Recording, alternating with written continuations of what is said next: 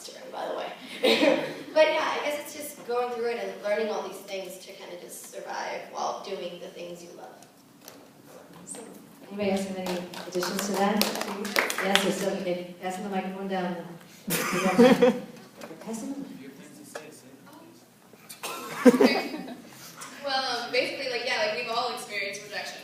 Every person in this room, I'm sure, has experienced rejection. But acting, it really gets you prepared for the real world because life is not fair, and you realize that. But then it prepares you in different ways to, keep trying, keep getting up. Don't let it push you down. And even though it can tear you down, you can get back up even stronger. So yeah.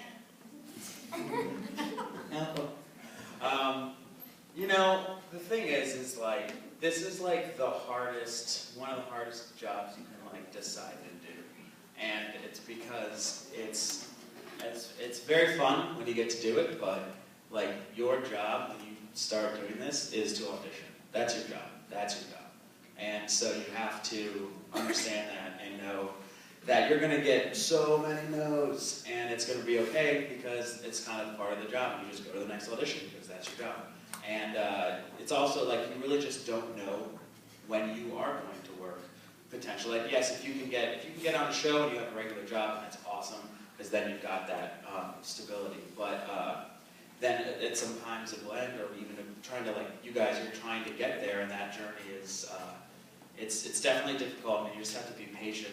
And like the hardest thing is knowing it's getting to a point where you can tell yourself that, you know what, I don't care that much about it. Like the moment I stopped caring, like you do the work, you work hard on your auditions, you do the work in the acting and stuff like that, but like you just gotta not sweat it. Like sometimes I get callbacks for things that I forget about because like I just, after the audition, bye, done, and you just move on. And like that's the hardest thing to, I think, learn. But once you can like understand that and really actually do that, it makes it a lot easier. It makes it a lot more fun and lets you have a lot more fun because you gotta have a life outside of it too. You gotta have both. So I don't know.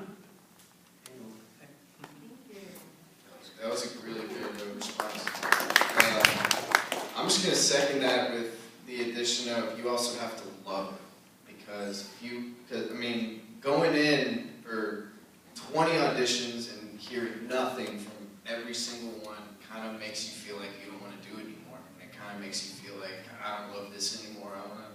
I want to get a job elsewhere. I want to pick another career path. But it's the love for it that makes you want to keep going. Because, you have to have favorite actors who you love to watch so you can learn from them. Favorite teachers, favorite directors, watch good movies. That's my inspiration to, keep me going forward, is watching my idols, who I want to be like, the career that I want to have, molded off of theirs. So you have to love it, because it's like terrible girlfriend or boyfriend, right? It's like it has really amazing highs, right? Like you're loving it and it couldn't get better. And then the lows are like, that noise exactly. So, yeah, just love it, man. Love it. Joey, you got anything? You guys said it all. Yeah, we did. It's all complete, beautiful. Well, how do you balance your life, your professional life and your personal life? Do you find challenges in that? Should I just go ahead? Sure, go right pass it ahead. back. Okay. Well, I like playing sports. I like being active because I think also getting sad and upset and so stressed. It's a poison. You got to get out there and be physical, and that helps. So I play a lot of basketball in my free time. I find time to. I graduated high school online, and I have not gone to college yet. I don't think I will. But it's separating your work time. You're working on what you want to do. You're working on scripts. You're working on what it is. You're working on being an actor, actress. And then you have your time of, okay, this is my relaxation time. This is where I can Netflix binge watch, and this is where I can go play basketball. I can eat donuts or whatever you enjoy doing. I don't like donuts. If you like, whatever. Anyway, but yeah, you gotta pick your moments. Pick your moments to be like, did I do enough work today so I can go out and have a good time, or do I need to just wait a bit, do some more work, and then I can feel better later about enjoying my free time. Free time is very important, I feel like. All right, Joe? Sure. It's like, you know, acting is, we all, okay, you're lying to say you're not an actor because we're all actors. An actor is someone who can pretend to be someone else and believe that they're someone else, even if it's as a joke, just for like half a second. You are that person imitating someone, a friend, a celebrity, a comedian, someone you saw on TV, a commercial, anything. You are pretending to be like them, and that's what acting is. And that is the most fun thing in the world. And what a lot of people going into acting don't realize that it's, you know, it's a business. And there's a lot to that that you have to keep up. So definitely managing, and that's where it does get tricky, is managing your time with, you know, if you're going to school, and if you also have a part-time part-time and you're an actor and you're going on auditions all the time. So it's definitely a business that you have to keep up with, and time management. That's the biggest thing. It's just knowing, you know, how to manage your time.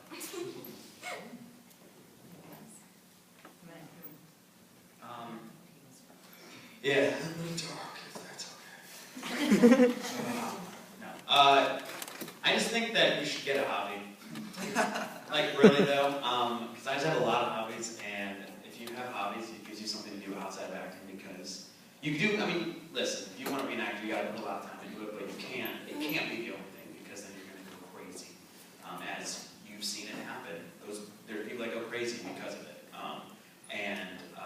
You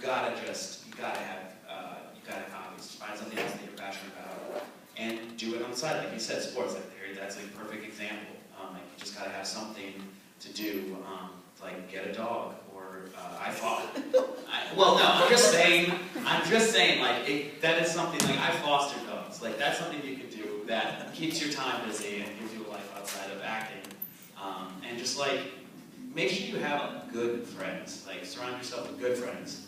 Not just friends, good ones, and that should keep you busy. Plus you live, like where we live there's a lot to do here, so like it's hard to not find, like go to the beach, which is right over somewhere, and go, yeah, or it's here, you know, and go, like, yeah, go to, and just, yeah, there's things to do, so, you know, you just gotta know that if you have passions like that, or hiking, because everyone does that, or some sort of outdoor thing. That's always good to do.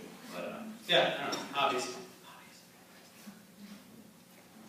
Okay, so yeah, you definitely gotta separate. I mean, like there's a point where a lot of actors, they let acting like consume their life, because a lot of times schooling, you do independent study and stuff, and you take classes, your life revolves around acting.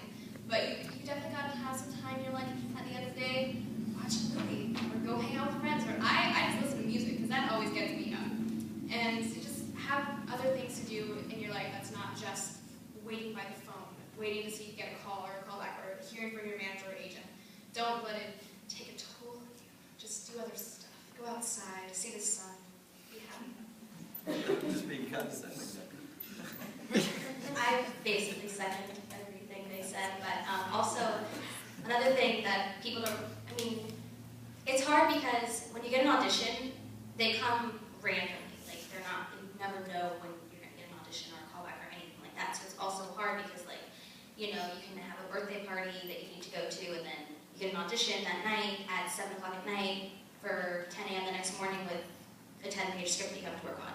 So it's also very hard to, you know, be juggling all that, school and everything, but also, you know, just like, you know, I also like what you said about finding good friends, you know, find friends that keep you grounded and supported, and, you know, true friends, because it's also very hard to find those in this business. So, I mean, here's something we all have in common in this room. I guess we all like acting. We all love it. We all want Well, can you? And it's something we love. But here's the thing: if we just let it consume us and do it 24/7, I guess it takes a toll on you. You know, you want to have some time for yourself. You want to have some free time. You want to have time to be a regular teenager. You know, I like reading. I like listening to music. I like hanging out with my friends. You know, and it's good to have those things, because if it's just, you know, if me, for example, I work every week, but you know, and it looks very glamorous, and it is very fun, and I love it, and I enjoy it, but it mentally works you. You know, you have to learn your lines. You have to, you know, think of all these things. You think of your future. You know, oh, do I have casting next week? Oh, I haven't gotten auditions yet. What's going on? There's a lot of things to worry about, and there's a lot of things that, you know, that make you grow up faster. And the industry overall just makes you grow up faster. So those little things, those little hobbies that you do that, you know, represent who you are, those keep you, those keep you healthy, those keep you, you know, happy. So I, you know, maybe on weekends like that, I like spending those days just with my family. I like spending those, because they, you know, matter a lot, I guess, to me. And, I like hanging out with friends too, and just sometimes just sitting in my room just reading or listening to music, doing something like that. Those little things can, you know, put your mind at ease. Also, just know that this is your career. So if someone's like pushing you in a direction, in your career in a direction that just doesn't feel right to you, or you don't feel comfortable with, you don't have to do that, because it's your career. You can decide where it goes. Awesome, thanks you guys. I think another thing would be, what's been the highlight of your career so far? Should I go first? You got the microphone. Okay. I guess, you know, as you go along, there will be lots of highlights and lots of very wonderful moments throughout your career, like the first time you went to a casting, your first job, all these times, your first big job, all these times. So those are always little memories that I like to keep, that, you know, I call the highlights of my career. Like when I had my first, you know, casting, I was very nervous for it, but, you know, it went great.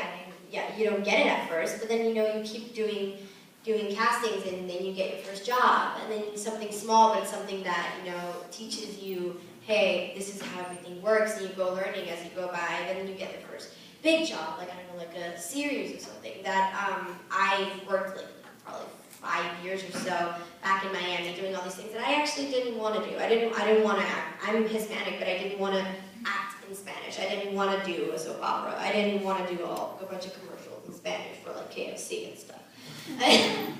I wanted something big here. So you know, once Nickelodeon was able to pop up back in Miami, and you know, they actually chose me. I guess that was one of the highlights of my career. It still is at the moment. You know, when I first came to LA, I did my first casting here with them, or when I got that call back, or when I was chosen for a pilot. All these little things that, you know, it just means a lot, and they're big, like little stepping stones for your career. And you go up, and it's a roller coaster that goes up. I think I'm up from the Fault in Our Stars, but I'm not sure. So,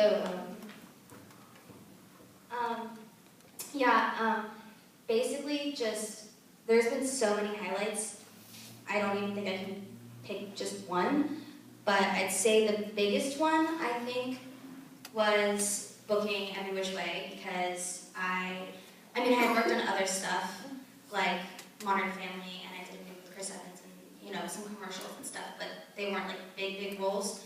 And then when I booked Every Which Way, it was just an amazing feeling to know that like all the hard work that I had put into all the training and everything that I'd done before that, it finally paid off. And it's basically, you know, you're gonna have a lot of highlights, and then you're gonna have a lot of lowlights, but you know, you gotta keep on going and, you know, stay happy. Okay, well, yes, there were so many highlights, and everyone said great answers. To me, you know, like, what was